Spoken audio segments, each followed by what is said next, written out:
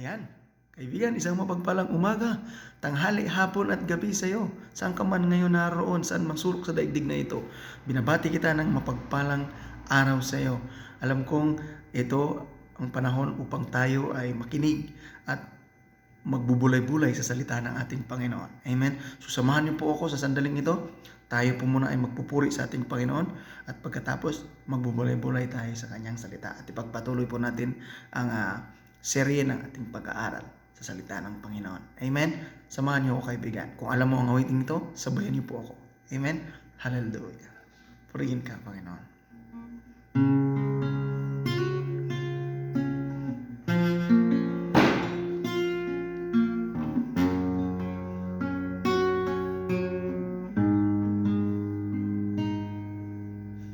Kay buti mo, Panginoon, dakila ka sa buhay ko, sa labis na pag-ibig mo ay naligtas ako. Hindi man karapat-dapat ay iyong pinatawad at binigyan mo pa ng tinig. Tinuruan mong umawit, kaya ngayon ang puso isip ko iisang sinasambi. Ang pagpupuri pa sa salamat ay sa'yo lamang nararapat. Ang tunay na awit ng pagsambay sa'yo lamang iaalay. Ang pagpupuri pa sa salamat ay sa'yo lamang nararapat. Ang tunay na awit ng pagsambay sa'yo lamang iaalay. Jesus. Oh, hallelujah. Kay buti mo, Lord. Kay buti mo, Panginoon, dakila ka sa buhay ko, sa labis na pag-ibig mo ay naligtas ako. Hindi man karapat-dapat ay iyong pinatawad at binigyan mo pa ng tinig.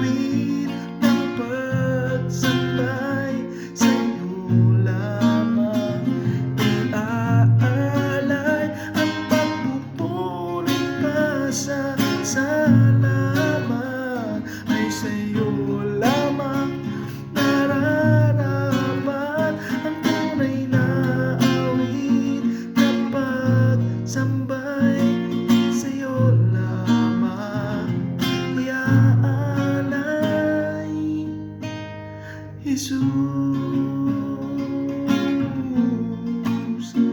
sa'yo lamang ang pagpupurit pa sa salamat ay sa'yo lamang nararapat ang tunay na awit ng pagsambay sa'yo lamang iaalay. Jesus, sa'yo lamang. Jesus, dakila ka, sa'yo lamang pupurihin ka, Panginoon. Jesus, Jesus, luwalhatiin ka.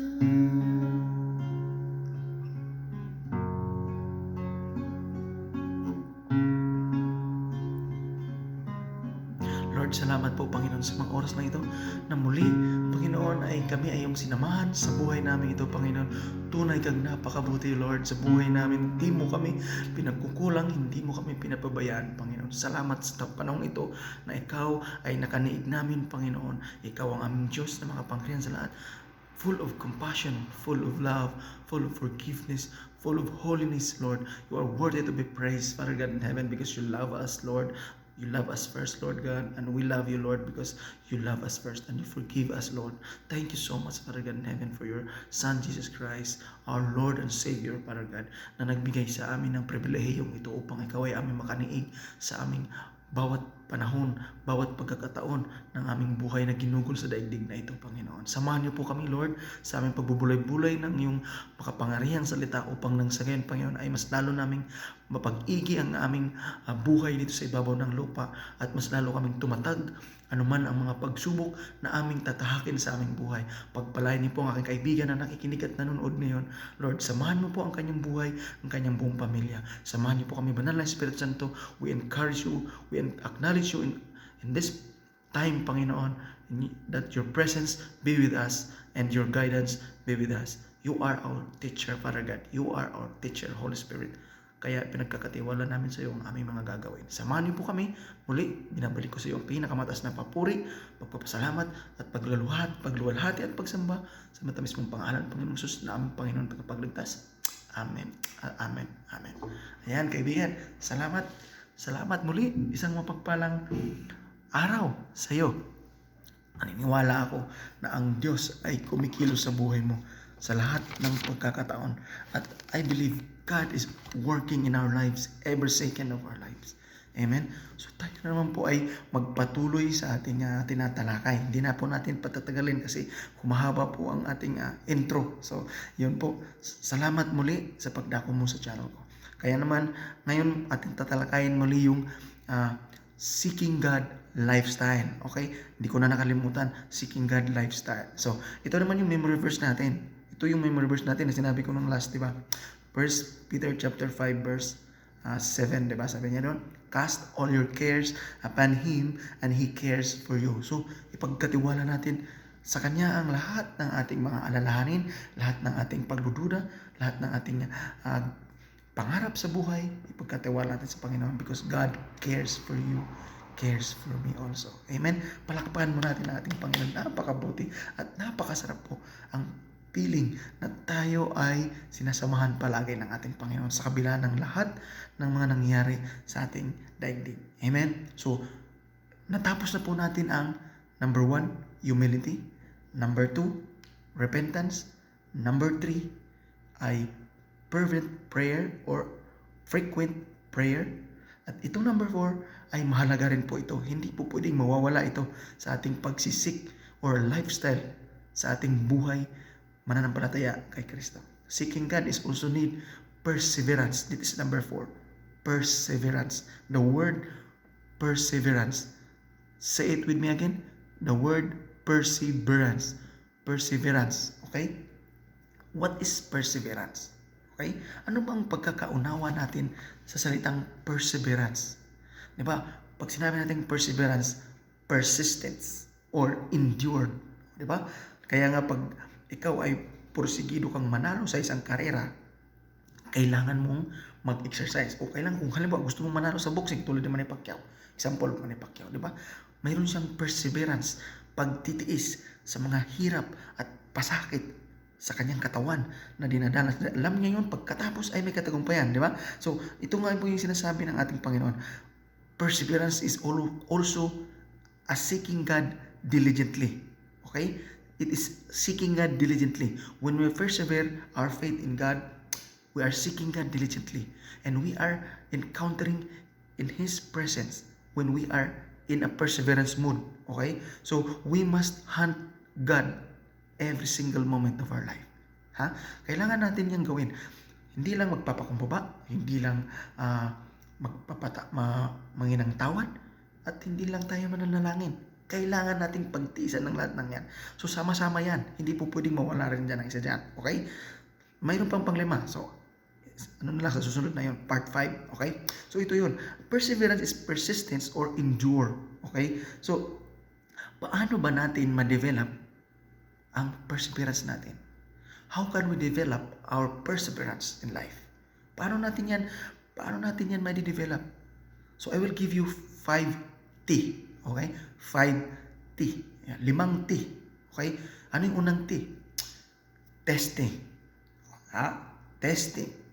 Number 2, trials. Okay? Testing, trials, troubles. Ito yung dalawa.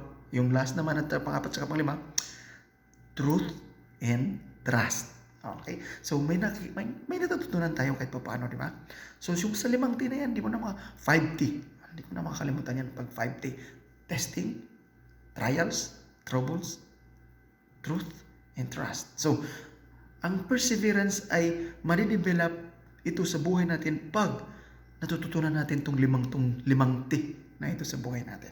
Di ba? So, tulad ng sinabi sa Ephesians chapter 6, verse 17 to 18, if we read our Bible in Ephesians chapter 6, 17 to 18, ito pagkasabi niya.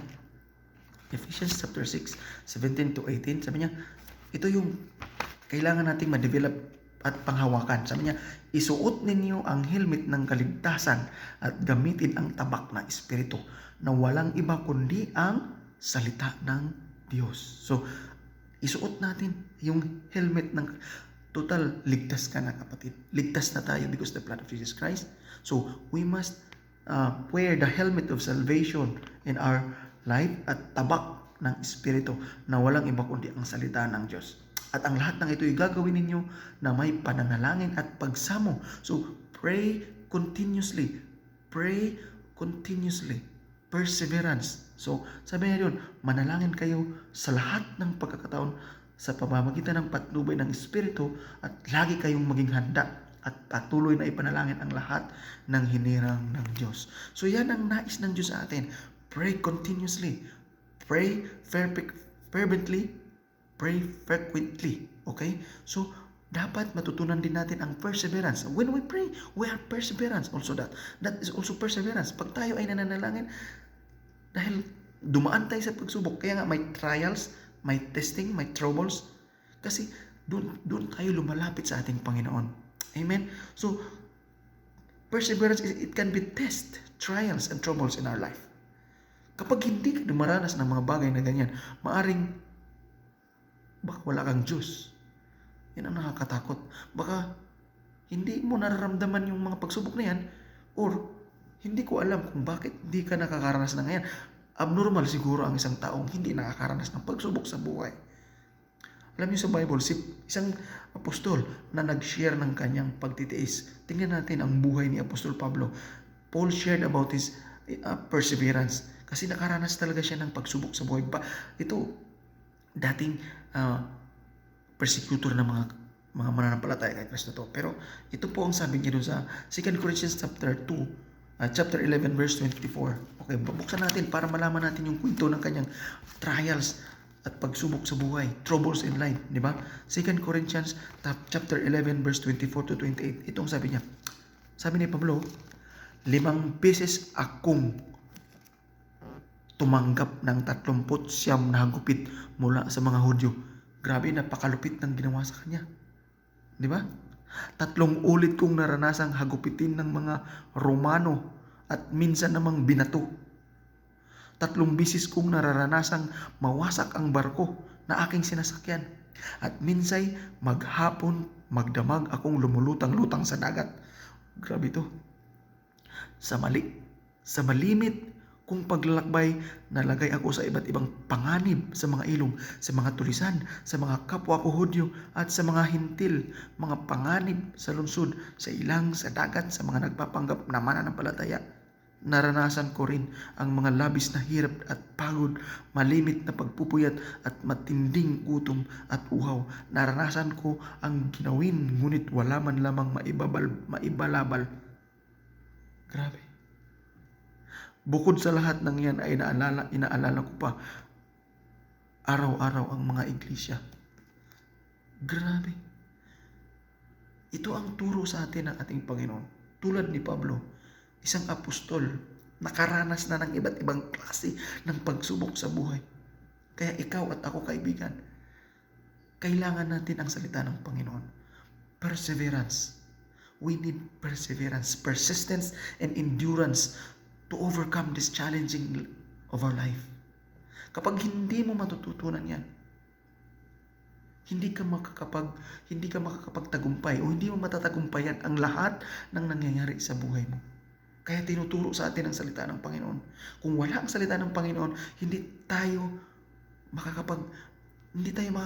makakaalpas sa lahat ng ito. Si James din ay nagtuturo ng about trials. Okay? Sabi niya si James chapter 1 verse 7. So buksan natin James chapter 1 verse 7. Ito ang sabi ni James naman sa kanyang pagsubok naman. Sabi niya sa verse 7, sabi niya doon, James chapter 1 verse 7. Sabi niya, James chapter 1 verse 12, sorry. James chapter 1 verse 12. Sorry naman. Mapalad ang taong nananatiling tapat sa kabila ng pagsubok, sapagkat matapos siyang subukin, tatanggap siya ng gantimpala ng buhay na ipinapangako ng Panginoon sa mga umiibig sa Kanya. See? Ang pagsubok na yan ay may katagumpayan. Walang pagsubok na hindi natin kayang lutasin sapagkat ang Diyos mismo ang gumagawa ng paraan para malutas lahat ng pagsubok natin sa buhay. If we have perseverance, we have prayer frequently, surrendering life, repentance, humble ourselves before the Lord, God will reward us. Yan ang sabi ni James. Hindi po pwedeng hindi mo mararanasan yung kasiyahan at katagumpayan sa buhay mo kapag tayo ay perseverance. Tulad ng mga boksingero, tulad ng mga basketballista, lahat ng mga athletic na yan ay nagpe-persevere talaga yan. So, sa 1 Peter chapter 5 verse 7 naman, si Peter naman nagsasabi doon. 1 Peter chapter 5 verse 7. Ito naman ang sabi ni Pablo sa kanyang salita. Yan, sabi niya, ang gintong nasisira, like gold, sabi niya, ang gintong nasisira ay pinaparaan sa apoy upang malaman kung talagang dalisay. Gayon din naman ang inyong pananampalataya na higit na mahalaga kaysa ginto ay pinaparaan sa pagsubok upang malaman kung ito'y talagang tapat. Sa gayon, kayo'y papupurihan at dadakilain at pararangalan sa araw na mahayag si Jesucristo sa ating buhay. Amen? So, like a gold, dadaan sa apoy para mas lalong malaman ang tunay niyang pagiging ginto niya. So ikaw at ako, kaibigan, dadaan tayo sa testing, trials, and troubles in life para maranasan natin at maramdaman natin ang presensya ng Diyos doon sa mga trials and troubles in life. We are encountering God. If we are believing in God, if we have put in God in our mind, in our heart, kapag ang Diyos ang lagi nating nilalagay sa number one priority. Ano man ang mga pagsubok na yan, kayang-kaya natin yan. At ang sabi niya pa, ang kagandahan dito, sinabi niya ron, ang kagandahan dito, sabi niya, sa gayon, kayo'y papupurihan, dadakilain, at pararangalan sa araw ng pagdating ng ating Panginoong Hesus. Wow! Yan ang putong ng buhay. Gantimpala ng buhay kapag ikaw ay napagtagumpayan ang lahat ng mga trials na yan. I believe, kaya nga, ang sarap sa pakiramdam na kapag wala kasing trials na darating sa buhay natin, hindi mo masasabi na ikaw ay natitest. Kaya nga, testing eh. Testing, trials, troubles. At doon din masusubok yung ating trust sa ating Panginoon. At doon natin malalaman yung katotohanan. Alam nyo, walang saysay ang isang taong matyaga, pero wala namang foundation yung kanyang pinagtsatsagaan. Wala namang truth. Di ba? Walang essence yung kanyang pagtsatsaga. Ibig sabihin, kaya ka nagtyaga, mayroon kang goal. Kaya ka nagtiis. Si Pablo nga, nagtiis talaga siya. Di ba? Kaya nga si Pablo sabi niya, hindi sapat yung mga bagay na ganyan. Na hindi pwedeng hindi ka magtiis. Dapat mas lalo kang maging persistence, endurance. Sipagan pa natin ang gusto at lalo pa tayong huwag mag-alala o mas lalo pa nating masigasig. Yun ang word na yun eh. Masigasig sa ating pagsasaliksik sa salita ng Panginoon. Kasi yun ang dapat natin bilang isang mananampalataya ng Kristo. Make it a habit, make it a lifestyle. Kaya nga seeking God is a lifestyle. Yung pagsasaliksik natin ng salita ng Panginoon, ng pahimay-himay natin itong pinag-uusapan, natututo tayo. At habang natututo tayo, lumalalim ang ating pananampalataya. At mas lalo tayong nananalig sa Panginoon na ito ang katotohanan. John chapter 8 verse 32, di ba? If you believe the truth, ito ang katotohanan, sabi niya. This is the truth. And this truth will set you free. Itong katotohanan na to. Kaya pag totoo ang ating sandigan, totoo ang ating muog, totoo ang ating kublihan, totoo ang ating pamantayan, totoo ang ating inaasahan, dahil alam natin ang Diyos ang magbibigay ng reward sa buhay natin, hindi tayo magsasawang magtiis sa lahat ng pagsubok sa buhay. Hindi madali ang magiging OFW. Lahat dito sa bansang ito na kinaroroonan namin ay napakahirap. Alam niyo pa kung bakit? Wala ka ng day off. Buong buhay mo na binibigay mo na sa mga amo mo. Kaya nga nagpapasalamat ako sa Panginoon sapagkat bakit? Itong lockdown na ito ay nakatulong sa akin. Nakakapag-relax ako at mas lalo akong natututo, mas lalo akong nagsaliksik sa salita ng Panginoon at I always pray the Word of God. At ang sarap ng pakiramdam na wow, nakapagpahinga ka na. Nararamdaman mo pa yung presensya ng Panginoon. At ito guys, itong mga kaibigan, itong mga kapatid, ang sarap ng pakiramdam na kapag pinag-aaralan natin ang salita ng Panginoon. Di ba? Kaya enduring tests and trials helps us to persevere. Sa pamamagitan ng pagsubok na yan at mga alalahanin sa buhay, trials, troubles in life, magiging matatag ang ating pagtsatsaga at may patutunguhan lahat ng yan. Bakit? Mayroon tayong Panginoong Hesus na nakalaan na magbibigay sa atin ng corona, the crown. Diba? Sabi niya doon, ang Diyos ang magbibigay ng gantimpala, hindi ang tao. Kaya sa akin, ang motto ko, serve God. Kahit na hindi ako nakakapag-serve sa loob ng church, with my boss, ang dami nila. Ilan sila? 7 anak. Si baba pa, si mama pa. So, 9 sila. Kailangan kong magiging matatag.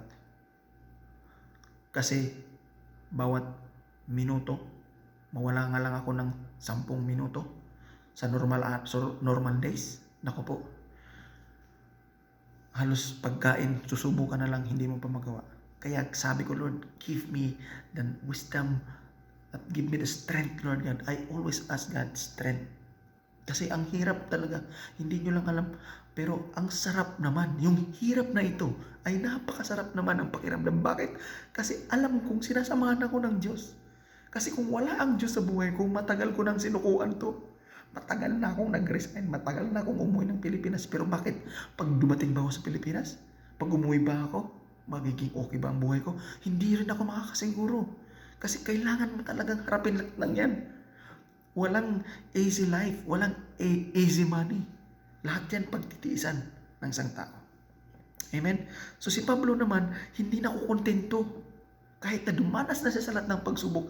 Sabi nga ni Pablo, never being satisfied with anything less than His divine blessings and presence in our lives.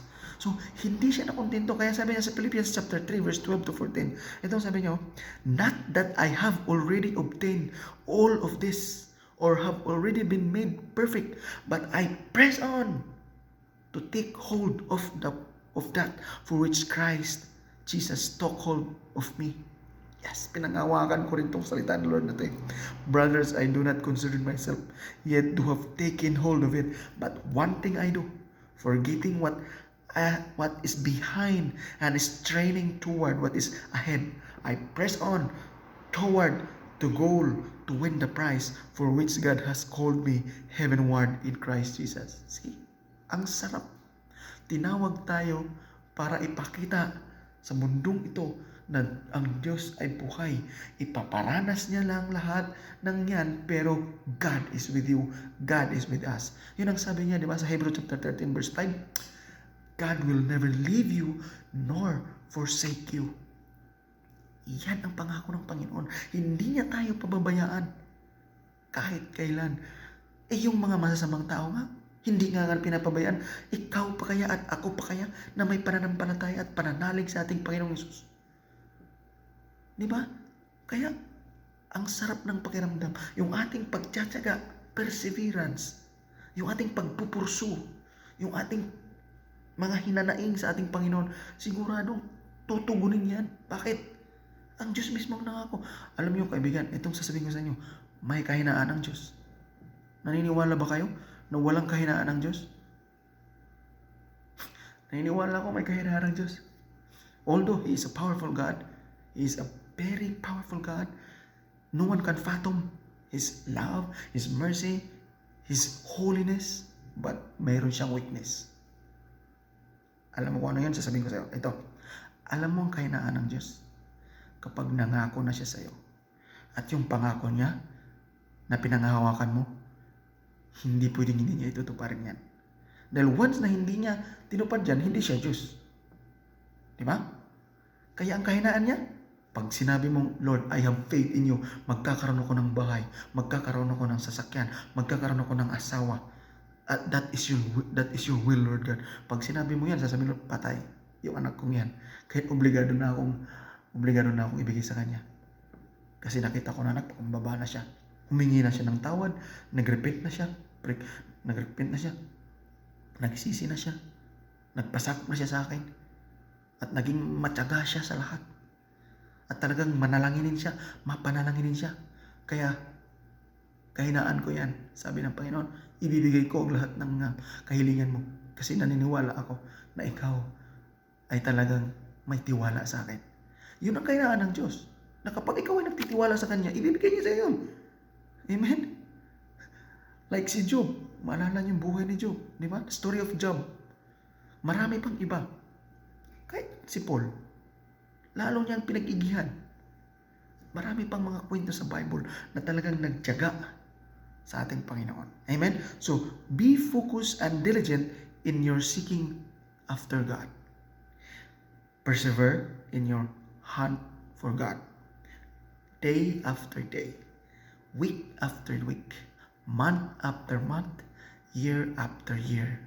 So sa ating pagsaliksik sa salita ng Panginoon, be persevere. Dapat may natututunan tayo sa bawat inaaral natin. Tandaan natin yung 5T na yan.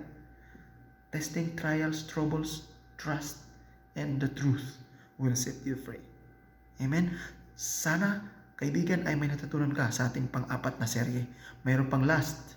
Okay? So, dalangin ko na hindi ka magsasawa sa pagsusubaybay sa mga ginagawa kong video na ito. Amen. Habang ginagawa ko rin po ito, ay lumalakas din po ako. Lalo ko rin naramdaman ng gusto ang pagmamahal ng Diyos sa akin at pag-iingat sa pamilya ko at pag-iingat ng aking boss. Sa lahat, effective lang lahat yan eh. Connection lahat yan.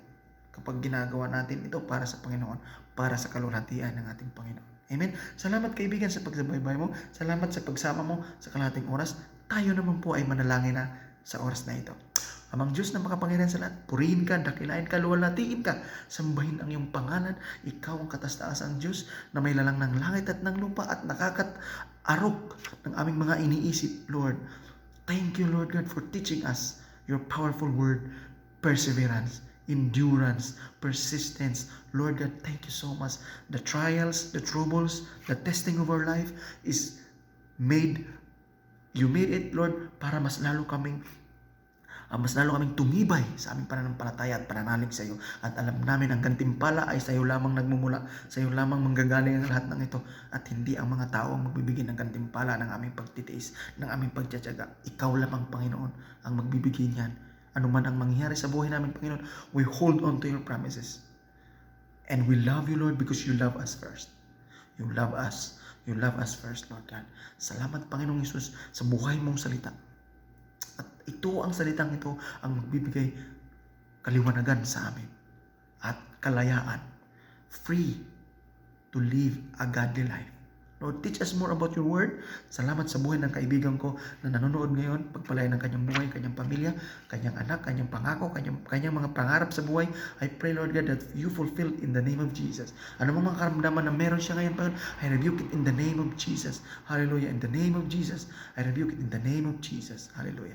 Ganun mo, Panginoon, pinagkakatiwala ko sa iyo ang aming amo, ang pamilya ko, na malayo sa piling ko. Ingatan niyo po sila at gabayan po sila.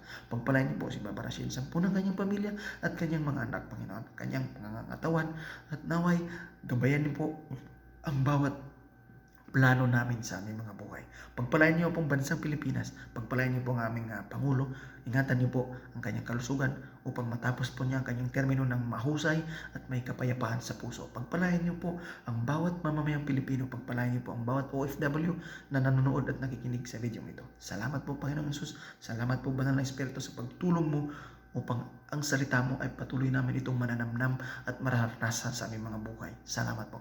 To you all the glory and honor and praise through your Son, our Lord and Savior Jesus Christ. This is my prayer and thanksgiving. Amen and amen and amen. Thank you, kaibigan. Thank you and God bless. Hallelujah.